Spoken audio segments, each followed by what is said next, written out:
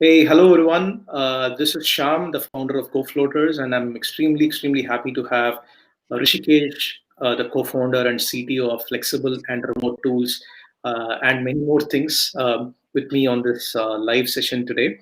This is our series on work from anywhere talks that we do, where we bring in leaders, practitioners, people who have been there, done that, people who have soaked themselves into remote working and flexible working and work from anywhere, and we kind of get them to share what they see as trends, what they see as inputs that they want to share with other startups and other companies, and what they see is the future, right? And kind of from their perspective, we kind of ask them to share those things with us.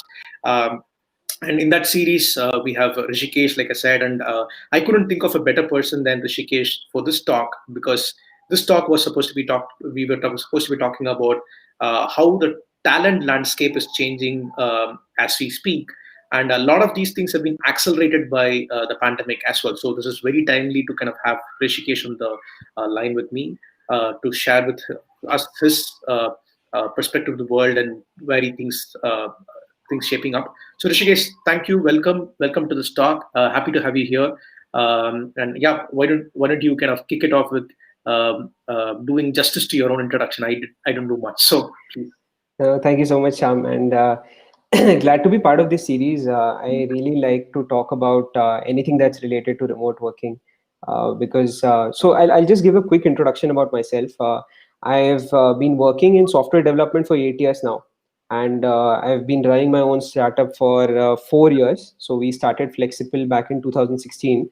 And so Flexible is essentially a tech freelancing platform where we connect top tech talent with firms. And we started it off because we realized that freelancing as a field became prominent back in 2007 2008 itself. It was not new, but there were very peculiar or very major problems that were there around hiring contractors or freelancers on both sides. So we thought that we could probably solve them. Right. And like over 2 years, which is from 2016 to 2018, we did a lot of projects, worked with clients across the world, freelancers across the world. And during that experience majorly, we sort of that's when we got a real taste of remote working, in the sense of managing people who are from different cultures, who work in different time zones, managing expectations and so on, right? And in the process, we sort of you know built a certain set of guidelines. We used a certain set of tools, etc., right? And we thought, we have all of this knowledge with us, why not share it with the rest of the world so that they can benefit from it as well. Right. And we were frankly very surprised. Like, this was back in 2018, and we realized that there was no single repository of tools where you could go in and, let's say, for example, I want to brainstorm with my teammates in a remote setting, or let's say I want to probably create a team wiki, right? So there was no single place where I could go and review, or find what are the tools, what people have to say about it. It was very, so that's how remote tools was born.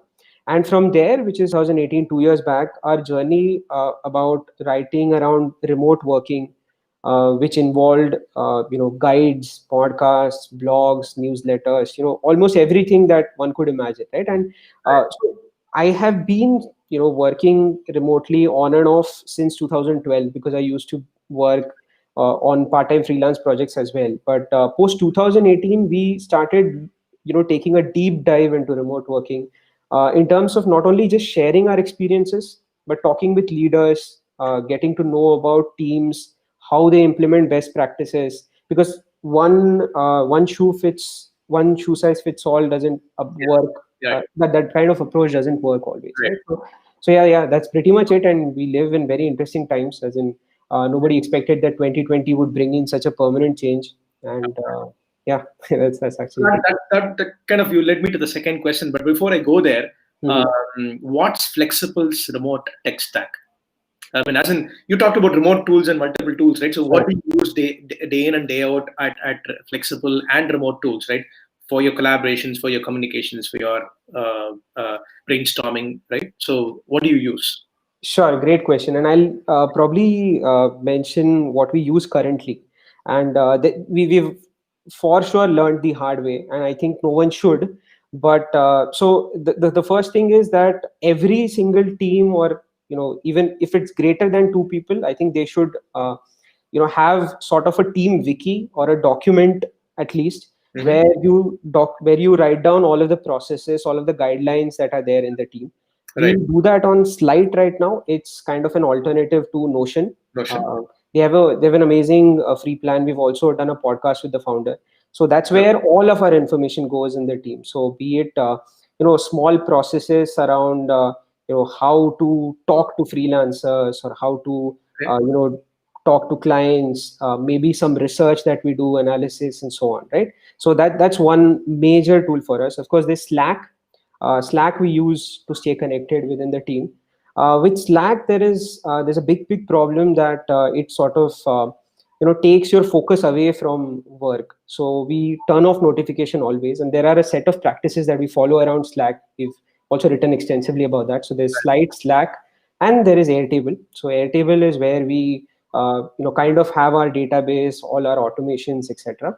And whiteboarding, it's kind of it's a personal choice. We don't enforce it team wide, but let's say I like to use this tool called Milanote, which allows to whiteboard remotely. So whenever there's a whiteboarding discussion that I do with my co-founders Karthik and Suvansh, I try to pull up Milanote. So yeah, these are the basic tools, and of course there's Zoom where we catch up on video. Right. And yeah. Sure. Lovely. So yeah, so I think you can check out all these tools and many more on remotetools.com. Remote.tools. I'm sorry, I spelled it wrongly. So that's the second product from Hrishikesh and his team, right? So we curated a place where you could check out all these tools. So and now these times have given rise to so many more tools, because now the entire world is kind of changing towards that. So Hrishikesh, so you've kind of you said like almost for the last 8 years you've been remote to begin with as a freelancer. Then you built some products around this, right? And you're now running a solid business around it. And then you've launched, as of I think as early as Tuesday, as late as Tuesday, you launched another product serving the remote space, right? So what made you and Karthik kind of focus so much on remote working in general, right? And work from anywhere, and then more specifically, you've done a lot of work around the talent part of the remote, right? Sure. With Remote Clan, you're building a community of remote workers. With RemoteTools, you've kind of curating the tools, and with Flexible, obviously, you're providing curated a top 1% talent to companies that are looking to embrace that, right? So what brought you into this part of the equation with remote working? Sure. So there were a few prominent problems that we realized back in 2016 itself. There was one, if I have to say, there's just one common mission or objective that we've constantly been working towards, right? Which is people want to work with the best employees. So companies want to work with the best people, and that top talent that you want to work with shouldn't be restricted by geographic boundaries or time zones, or just because your company is located in Bangalore or San Francisco shouldn't restrict you to hire people only from that location. Not just that, so it shouldn't also be restricted by the fact that you want to work with a person for a longer duration. Let's say you like the person, you have a certain requirement, and you want to work on it for just a short duration, which is, let's say, the 4 to 6 months. That's where flexible talent also comes in, right? So that's what excited us back in 2016. We felt that there's a desire on both sides, which is companies want to work with the best people, and the people who are talented, they want to work on the best of projects with the best of companies, but there is still that gap that exists, right? And it manifests in different forms. It is because probably as an employee, I want to work from anywhere. I don't want to be restricted to go to an office, maybe travel to us and go to an office. Or there could be some other person who doesn't want to, let's say, work in a single company for 5 years. He or she wants to keep switching, working on challenging projects every 6 months, every 8 months, right? And in either of the cases, which both the cases that I mentioned, right, there weren't great solutions that already existed. And even now I feel there's of course a great trend towards both of them, which is remote employment or remote full-time employees and remote freelancers or remote contractors. But there's still a lot to be done in terms of connecting the right people with the right companies. Right. Okay. Nice. So this is, I mean, this is way what you and Karthik and started on this way before even this. I mean, the entire pandemic has changed the equation for the better, right? When it comes to remote work and all that, and a lot more people. I talk to a lot of our customers regularly, and we are on common WhatsApp groups and all that. So the general, and I come from a corporate background, right? So I see a general inclination that's, the sudden, how do I say, right? The barriers to embracing remote work and remote talent has kind of withered away, right? It has kind of gotten the voices against them have gotten weaker by the day, so that's kind of great time to be in, right? And what you do is an awesome. Fills a lot of gaps in the talent, curating the talent and identifying the right projects, like you said, right? And to kind of keep people interested in this. So that kind of brings me to the second question, right? This is more like a before after, right? So pre-COVID and now, right? So what trends do you see broadly out there, right? Is the landscape similar? The kind of people who are signing up on Flexible or becoming members of Remote Clan, are they similar? Do you see the same kind of people coming in? Have newer industries opened up for remote working? Have newer roles and job profiles been opened for remote working? So how do you see the landscape changing? Has changed in the last 7-8 months, right? And what are the clear trends that are emerging that you do, that you're observing from your pedestal? Sure. So I'll take it in parts. First, I'll talk about the mindset, right? And I remember like this personal experience that we had, right? So back when we started around 2016-17, right? We leveraged a lot of our personal network, reached out to people we knew, and then asked them to connect with companies. And the one common thing, and of course, a lot of them were based in India, and you know the one major apprehension or the one major critique that came around with our offering was that they wanted people in office. And by nature, Flexible always promoted that you can work from anywhere, you can work, you can have flexibility in schedule, etc. So we had to initially convince them that you don't need it, try it out, maybe try 1 to 2 days in office and so on. At times what used to happen is we used to have a 4-month long project, and then there used to be a couple of times, which is during those 4 months, that they would fly down the freelancer, and that freelancer would work for a week or so from the client's office. Later, which is around 2018-19, we had this question in the form, in our initial form, which said that are you open to hiring remotely? Because at that point we had a lot of people expressing interest to work with us, right? So we actually didn't even used to have many conversations with people who aren't ready to work remotely. Now the situation is that we have actually removed this entire perspective around whether there is a desire or whether you want to hire remotely or not, because practically every person right now doesn't have much of a problem, at least because the fields that we operate in, right, which is development and design.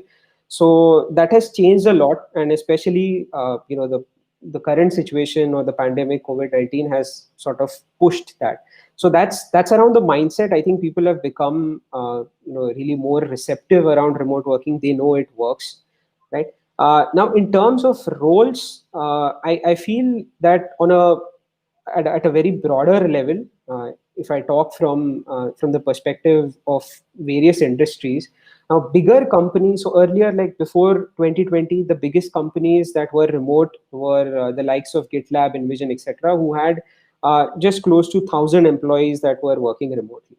Now we have much larger companies like Twitter, Square, Shopify, even Facebook is thinking of going partially remote, right? And they have huge number of employees. multiple departments, various heads, etc. Right? So there are these specialist roles that are coming along, and to name a few, there is something called head of remote, director of remote work.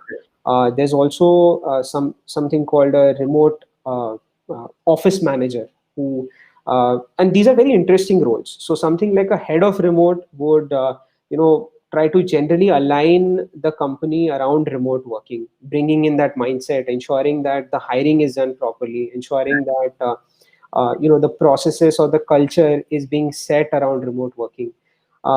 Then there are roles. This is the second part of the role, which is remote or virtual office managers, which are responsible for, let's say, you as an individual or a remote employee. Are you setting up the correct home office, or are there, let's say, providing a team with passes to conferences that are happening in a particular city, organizing virtual conferences, and so on, right? So all of these interesting roles are also emerging. Now, Right. the third part is that, as we all know, engineering was the first sort of field where remote working was overwhelmingly accepted, and rightly so, because there's a lot of independent work that goes on in engineering, and generally people are way more tech savvy than other fields. Correct. But not just the pandemic, but even before that, there were other fields or areas where remote working was being willingly accepted, like even closer or nearby fields like digital marketing or SEO, etc. All of those fields, or even completely unrelated fields.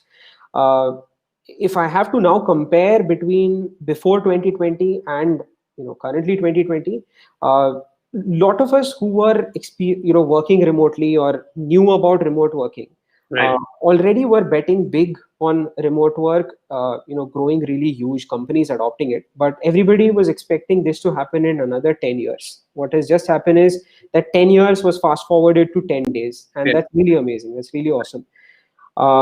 Yeah, so actually that's all in terms of how the scenario has changed. Now, given the current situation, there are I also feel there are certain focus areas or certain observations that I can make out from what's happening in the past few months. I think uh, while a lot of, I mean, like practically every one of us has worked remotely in the last whatever 5 to 6 months and experienced remote working.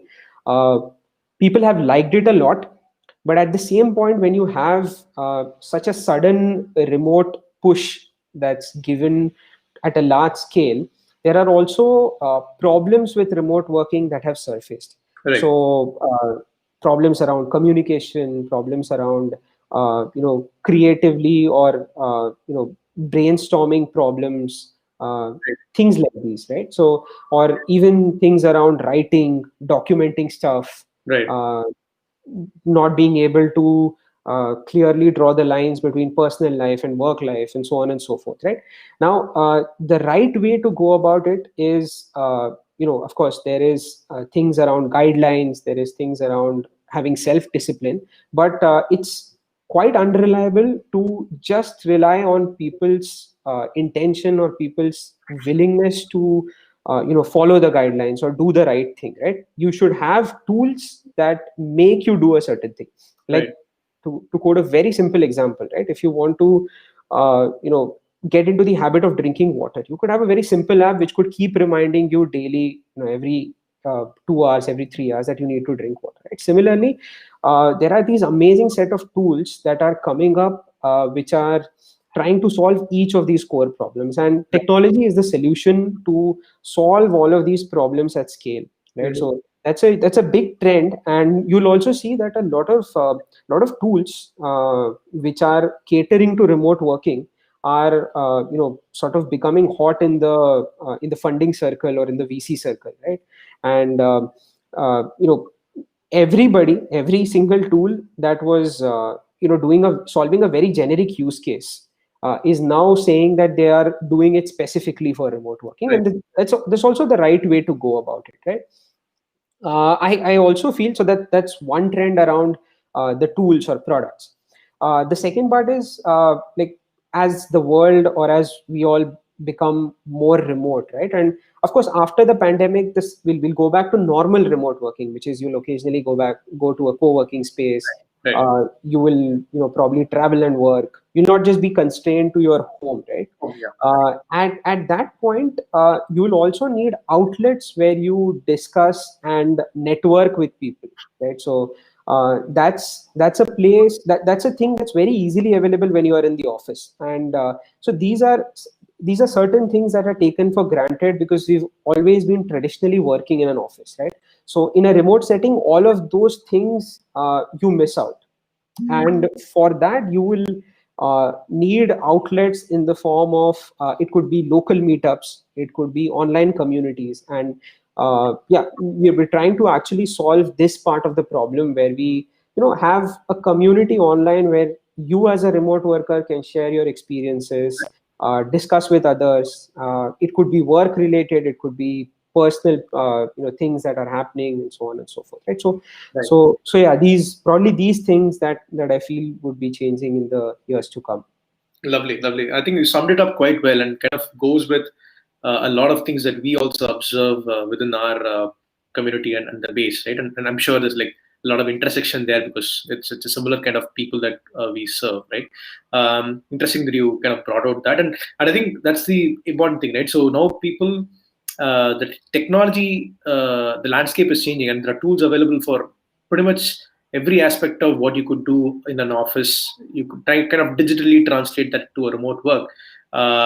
But yeah, so there's like a lot of things to look forward to and a lot of things to see what works for your team, right? Because I mean, the way of communications, for example, you said your team works in Slack in a particular way, whereas we work with Slack in a different way. I mean, this is what sets well with our team. So I think you have to kind of like in a buffet, choose the one that suits you, customize that to your taste, and then start using that, right? So it's lovely, lovely that you talk about that, right? Now, an important point that you talked about earlier on, right, is that what should have happened over a 10-year period happened in 10 days, right? So a lot of companies, like it's almost like they say, right, if somebody doesn't know swimming, just put them in the water and they'll figure it out how to do it, right? But then at the same time, yeah, they might figure out how to swim or maybe stay alive, but they might not know the right techniques to swim, right? So Correct. like I mean, somebody who's not gone through a cricket coaching camp can come and bowl and can probably be pretty good at it, but their action may not be right? So now since quite a bit of the companies that have now suddenly found themselves to be working in a remote setting, right? And now they have decided, right? Now they've decided that, hey, this is awesome, so we're going to continue doing this, right? Obviously, might not have gotten the fundamentals correctly jumping into this, right? Because they were thrown this. This is a card that they were dealt with, which they didn't have a choice, right? So, what would you give as a advice or tip or tips or like guidelines for companies that want to hire remote talent that are kind of now looking beyond? Hey, I'm a Chennai-based company. I'm a Bangalore-based company, right? So, what would you kind of give to these companies in terms of if they are out in the market to hire remote talent, right? What would you give them as pieces of advice or guidelines that you want to, and what should they be expecting, right? So, a manager who's a hiring manager who's used to interviewing people face to face and right, and then onboarding them into the team face to face and all that. So, what they should look for and what they should not be looking for in the setting. So, if you could cover some aspects of that. Sure. Right. So hiring is a sort of very interesting piece when it comes to remote working, because a lot of things actually change. On the face of it, it looks almost similar, but there are certain skills or certain traits with remote working which are very specific to it. Right. Like for example, as I was saying, right, in the office you take things for granted. So I'll quote another of my personal experiences, right? So when we were building Flexible, we initially, of course, had 2 to 3 employees, right? And the next set of people that joined in, naturally, what happens is the first 2 to 3 employees that you have, you train them personally, you set the culture, you tell them, what we like, what we dislike, how people work in the team or at the company. Right. And the next batch of people that come in are supposed to learn or sort of emulate from the people who are already there, from the senior employees, right? All of this context is missing in a remote setting, because remotely you don't see the person every single day, right? You get to do that in an office. uh, this doesn't mean that it cannot happen. It can happen only when you sort of explicitly write down things, or you explicitly take initiatives and so on. And that's where sort of writing as a skill becomes very, very important, or very, very prominent when it comes to remote working. And companies should look at it as the core, or the most important skill when hiring a remote employee. And this was of course from my own personal experience, but I've also read and spoken to people from companies who have been remote for a long, long time now. Like Basecamp's founder Jason Fried says that they have multiple writing assignments in their hiring process. So usually you ask the person to do a task which is related to their core skill, but then they also ask them to analyze and write down their approach or their analysis, and send them over as the second step as well. Even Doist does this, which Right. is they focus a lot in terms of writing as a skill. Then there's of course this bit as well, which I think is not very apparent right now, but it's sort of an interesting take on remote working, which is that do you have a hobby or passion outside of work?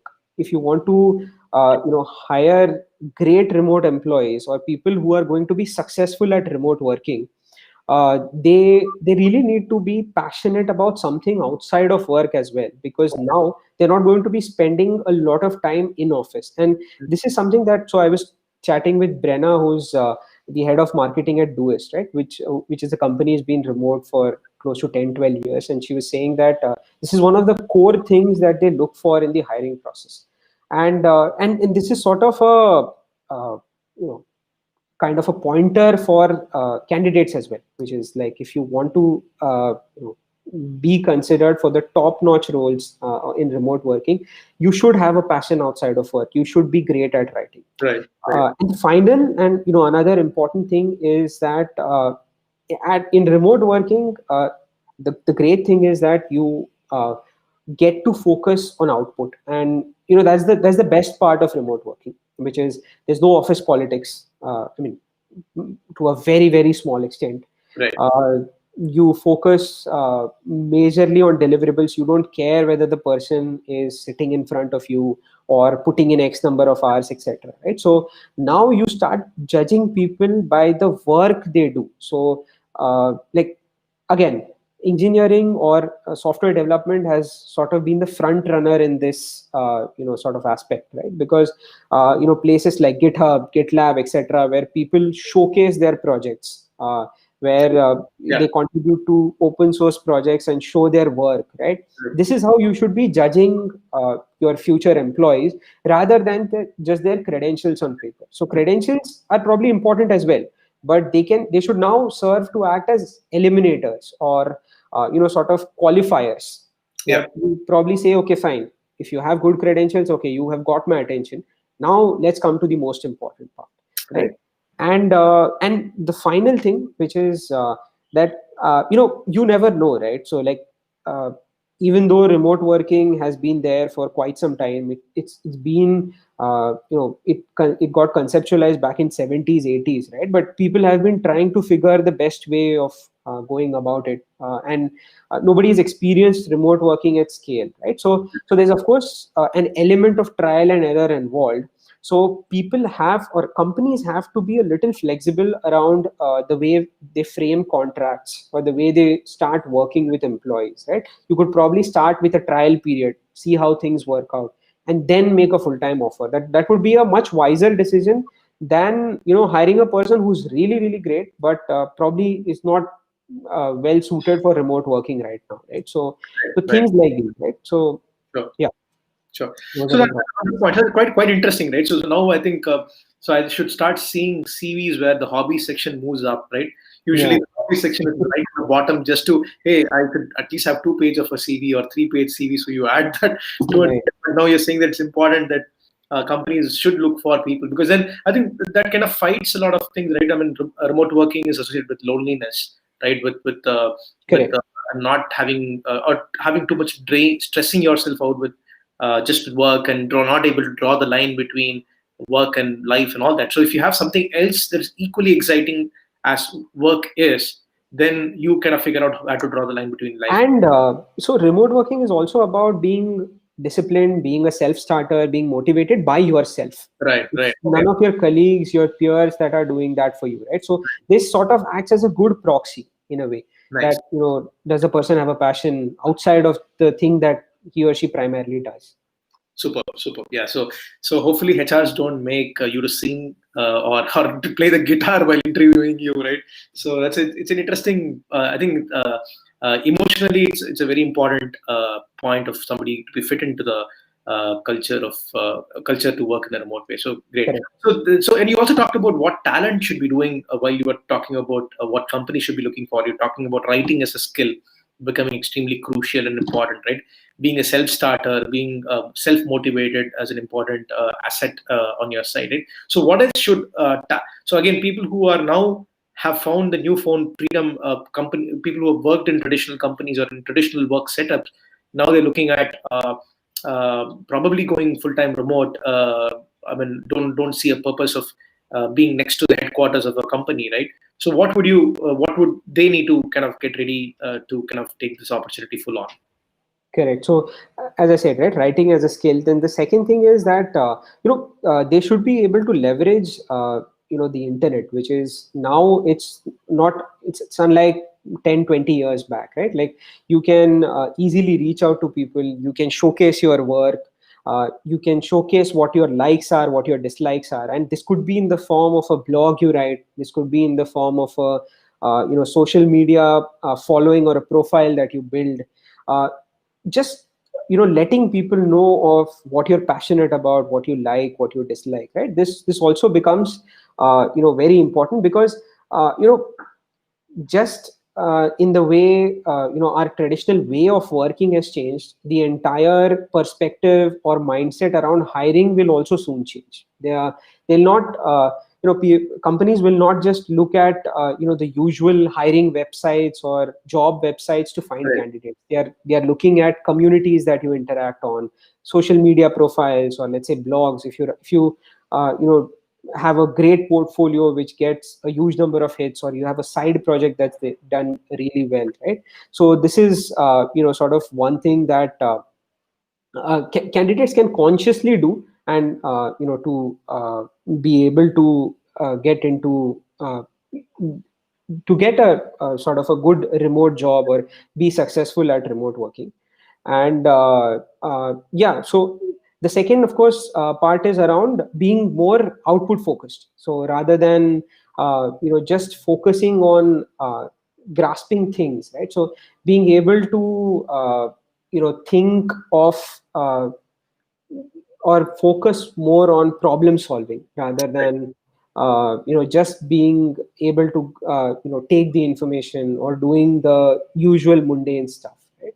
So yeah. And like if I talk, so that's majorly around remote working, right? There's also the entire part around freelancing, or the part around being on contract projects. So I also feel that candidates can start looking at remote working in terms of flexibility, and then they should also probably explore the ways where they can make a career out of flexible working, not just doing it because they want to pursue something else, like let's say traveling as a hobby, or Right. staying close to the home, etc., right? So because not just satisfying the personal goals, but it freelancing, or let's say flexible working, also allows you to work on more challenging projects, do push your boundaries, and so on and so forth, right? Right. So yeah. Lovely. So it kind of brings us to the end of the session, Rishikesh. So I think a lot of interesting things from a trend standpoint. I think you kind of painted a great canvas in terms of what could people look for both on the company side and on the talent side, right? So one last passing word from you, if one tweet if you had to forecast 5 years from now with one tweet, and people kind of then at that point I will kind of come back to you with a plaque saying, hey, you predicted this future 5 years back. What would that one tweet about flexible talent be like if you had to kind of write one today? It's tough, but yeah. So I feel that the proportion of workforce is surely going to change. We have moved to people working remotely. That's just the beginning. That's not the end. The end goal is going to be the right mix of people who are your full-time employees and people who are just contractors. So there is Uber who doesn't have any of the drivers on their payroll, right? So similarly, companies will have kind of a mix of full-time employees and Uber kind of employees or contractors in their Core and workforce. flex model. Correct, Yeah. correct, correct, correct. More of a match there. Yeah. And yeah, that's what I feel that's still in a very, very nascent stage. Right. And that's going to that should change for the good of companies and individuals both. Absolutely, absolutely. I'm very sure that people are also looking for that, right? Not that everybody wants to get wedded to a company. They want to work on multiple things simultaneously. I think Correct. talent is looking forward to such a future, and I'm sure companies should also look forward to that kind of a future, right? And I think that's yeah. I would be excited if that happens in a much more grander fashion in the near future. So awesome, Rishikesh. I think covered a lot of ground on flexible talent, and you and your team are doing an awesome job with all that you do, and you've been very forthcoming through all of your initiatives to share knowledge, right? To kind of give value before you take value. And this is one such initiative through which you've kind of also shared more value to the audience of both Flexible, RemoteTools, and GoFloater. So thank you for your time and your words. To sum it up, I think from whatever you said, I think I see without any doubt companies moving towards embracing remote talent, like you said, right? Having remote full-time employees and remote contractors, and kind of striking a nice balance around it, right?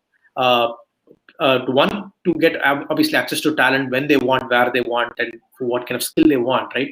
And number two, to also kind of balance their financials better, right? And then startups specifically will have to look something like that very consciously, because that's probably a great lever for you to kind of play with your outlay every month, right? In terms of spends, and it doesn't make sense to hire a full-time person for every role that you might have in your company, right? So Exactly. it's great kind of direction that you're doing, and a lot of the work that you do, a lot of work that we do, and a lot of tools that have come about have made that transition easier to kind of to that kind of a to that end world. So thank you once again. It was great speaking to you. A lot of things for me to kind of look up to for the future. I see a lot of new opportunities opening up for you, for me, for everybody who's into this remote ecosystem and who wants to be a change maker in this ecosystem. So again, thank you for your time. Thank you so much, Sham. Thank you so much for having me. Yeah, no, pleasure's been mine. Content is also very timely for the situation that we are in. So Correct. thank you, and to kind of to do a last bit of how to say, shameless plug. So me and my team run GoFloaters. We are a work from anywhere platform for individuals and teams. So when Hrishikesh talked about times when work from home does not work for you, then you could kind of find a GoFloater space near where you live, and then use that, right? And we're also this particular series is also supported by some of our partners, so you can check out their websites and details also as part of the description of the YouTube video that we'll update it after some time. So thanks a lot, Hrishikesh, again. Looking forward to more awesome work from you and your team. I've already subscribed to your newsletter, so I'm already starting to receive a lot of good information. So because there's so much dynamicity around it, so you curating what's happening in the world of remote and kind of giving it to the inboxes of people is an awesome job. So looking forward to a lot more interesting collaborations with you and your team. So take care. All the best Yes, what yes. you do, and let's hope that work that you do and work we do kind of augments this whole work from anywhere movement that's happening. Absolutely, absolutely, Sham. Thank you. Take care. Thank you much. Bye bye. Pleasure. Any passing words from you? No, that's actually pretty much it. Thanks a lot. Thanks a lot for having me. Super. Awesome. Thanks for taking the time. Take care. All the best. Have a great day ahead. Yeah. Bye.